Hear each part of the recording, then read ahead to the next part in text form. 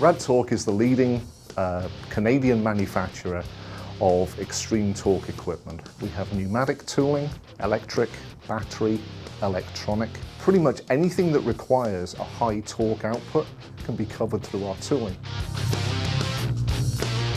We manufacture the lightest tools in the industry. Our gearbox is lighter and smaller than all of our competition, so that drives a lot of people to our business. We push the weight and compactness of our tools that we actually have to use very exotic materials.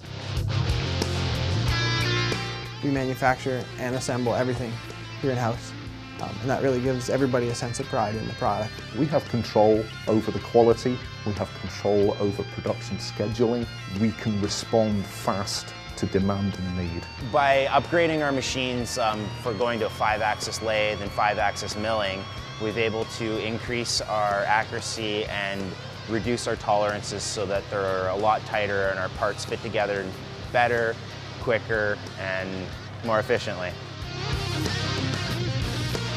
So there's a lot of considerations that goes into ensuring one of our tools are safe.